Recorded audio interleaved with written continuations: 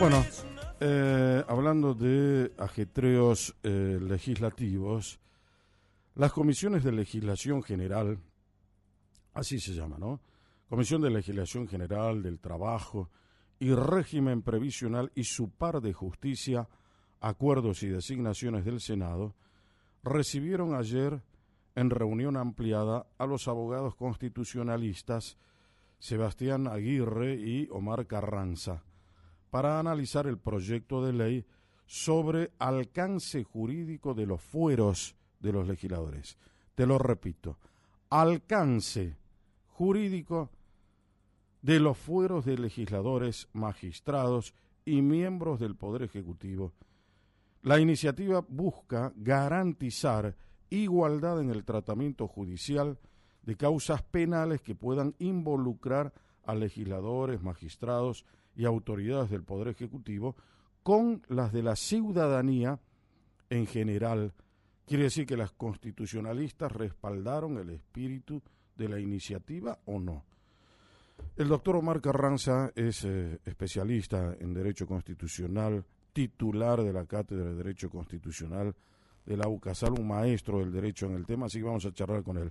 Doctor Carranza, Jorge Calvo lo saluda. ¿Lo tenemos todavía? ¿Se cortó? Sí. Bueno, a ver si podemos hablar otra vez con él. Es un tema central ¿no? Que tiene que ver con los fueros.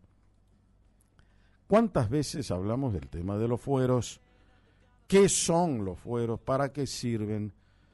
¿Cuándo se impuso los fueros? ¿Qué función tienen que cumplir?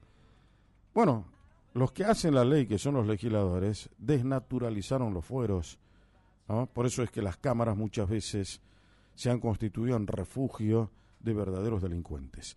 Pero para que nos aclare el tema, cómo se ve desde la órbita del derecho constitucional, vamos a hablar con el doctor Omar Carranza, que como decíamos hace un momento es un maestro del derecho constitucional, y vamos a charlar con él. Doctor Carranza, Jorge Calvo lo saluda, buen día. ¿Qué tal? Buenos días, Jorge, ¿cómo le va? ¿Qué dice?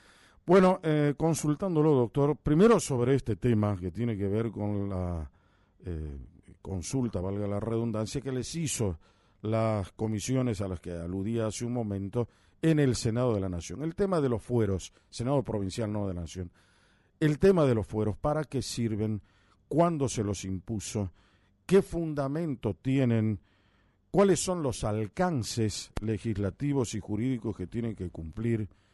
¿Por qué hoy se estima, se siente, se verifica, se concluye que los fueros han sido desnaturalizados de su función primigenia, dando una libertad o un libertinaje que a veces no se corresponde con el verdadero espíritu que supieron o debieron tener al momento de haber sido institucionalizados? No sé si se entiende lo que le pregunto. Sí, correctísimo. Perfectamente. Bueno, la historia un poco es una historia muy larga, siglos, sí. ¿No? Uh-huh. Se dice por los grandes historiadores de que el tema de los fueros nació allá por la Edad Media, en razón de la protección que tenían que tener los que actuaban en la órbita de las monarquías absolutas. Me refiero fundamentalmente a los que surgieron con gran fuerza por la Carta Magna de 1215, uh-huh, con los varones del reino. O sea que Juan Sin Tierra. Exactamente, eran que trataban de hacer valer frente al monarca sus derechos, uh-huh, sus prerrogativas, sus intereses, y que siempre había arrasado el monarca como se le daba la gana, para hablar muy vulgarmente, y que a partir de allí entonces tenían esa protección de que no podía el monarca hacer lo que se le diera la gana, redundando, como por ejemplo no podía establecer tributos sin que hubiera una ley que aprobaran los varones al efecto. Y así vino hacia nuestro tiempo. Uh-huh. Y luego ya me parece que cuando empieza a tener un poco una reacción contraria a lo que fue el origen de los mismos, es cuando se empezó a hablar de privilegios, porque el privilegio es una situación que genera una desigualdad en el trato hacia personas que se encuentran en iguales circunstancias y se le aplica una decisión o una ley de manera diferente. Es decir, lo que en iguales circunstancias se debiera aplicar la misma norma a los protagonistas. Ahora, con esto de los privilegios, se le aplica una disímil aplicación de la norma para que a A no se le tenga los efectos que se le hace a B. Y esto ocurrió mucho, fundamentalmente, con la función pública. Sí. Entonces, ¿qué ocurrió? A partir de cierto tiempo se empezó como a desconocer, sobre todo porque utilizar el término privilegio, a mi modo de ver, es irritante. Y esto generó la reacción de la sociedad. Y por eso hoy, cuando se habla de fueros, o privilegios, o prerrogativas, que pareciera un término mucho, o inmunidades constitucionales, por la tarea que desempeñan, no por la persona que es cada uno de nosotros, entonces esto generó vuelvo a repetir, la disconformidad, el enojo de la sociedad, el disgusto de la sociedad, y por lo tanto es que ahora se los tiene siempre en tela de juicio, y máxime cuando se trata de los funcionarios públicos. Entonces, este proyecto que están elaborando los señores senadores y que tan amablemente me convocaron junto a otros profesionales de la propia miembros de la propia Cámara, abogados de la propia Cámara, y también la participación del doctor Sebastián Aguirre Astigueta, tuvimos la oportunidad de dialogar con ellos sobre este proyecto. Bueno, digo este proyecto y me quedo corto, porque a nosotros nos hicieron conocer o nos mandaron con anticipación un proyecto de ley respecto de esta situación que estamos comentando. Pero luego, allí en la reunión, antes de finalizar, se nos hizo llegar otro proyecto, es decir, complementario o que viene a tratar de ayornarse con el primero, también sobre el mismo tema, lo cual enriquece la discusión, enriquece el debate, lo cual es muy, muy importante a mi modo de ver, sobre los contenidos del mismo. Y sobre todo porque hay que tratar temas que llevan a veces a que, al ser modificado, por ejemplo, el procedimiento penal en nuestro sistema local, provincial, ahora es un sistema de tipo acusatorio, ¿no es cierto? Sí. En donde la potestad de la persecución penal está en manos del fiscal. Y actuando conjuntamente con el juez de garantías constitucionales.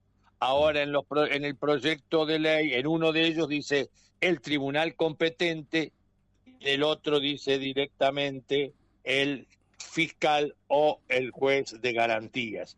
Quiere decir que acá ya en uno me parece que puede, yo lo mencionaba ayer, que en uno puede ser que nos lleve a cierta confusión hablar de tribunal, cuando en el otro dice tribunal o juez o fiscal. Y capaz que uno es más antiguo que el otro. Exactamente. Estábamos con el tema inquisitivo todavía, o el mixto, ¿no? Claro. Entonces me parece que estos son pequeños aportes en el debate donde tenemos que tener cuidado debido a la modificación que tuvo este sistema que tenemos en la actualidad respecto del anterior. Esto me parece muy interesante.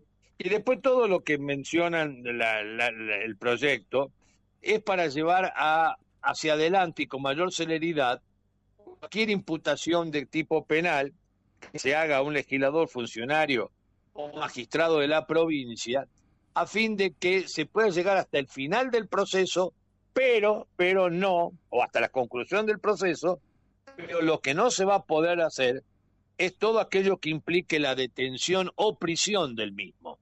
Para eso, previamente, habrá que tener el desafuero, la remoción o el juicio de político a la persona que está imputada.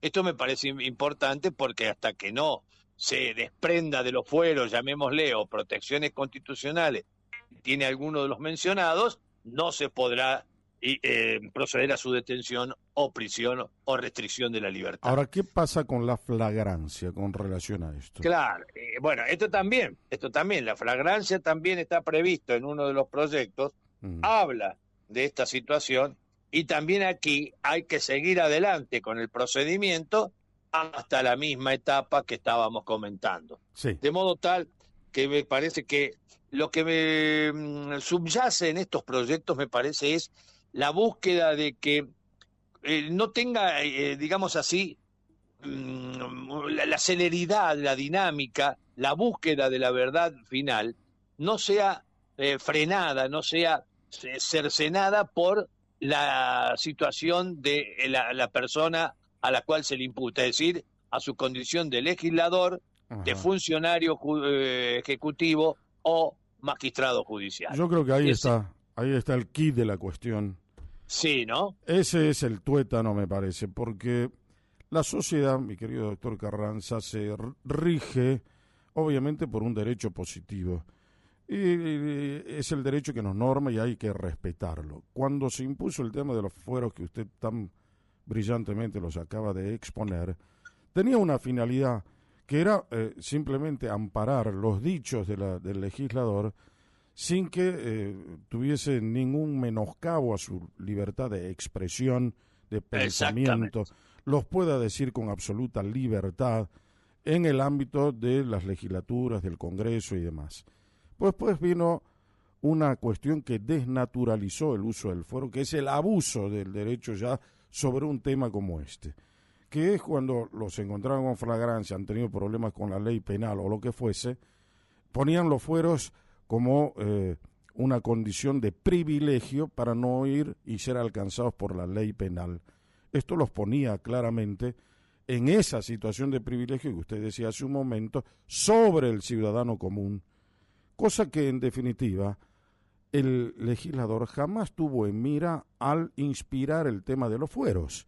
Los fueros tenían que cumplir otra función, pero no era un amparo para eludir la ley, sino todo lo contrario, para expresar lo que tenía que hacer como legislador y cumplir convenientemente su función de tal.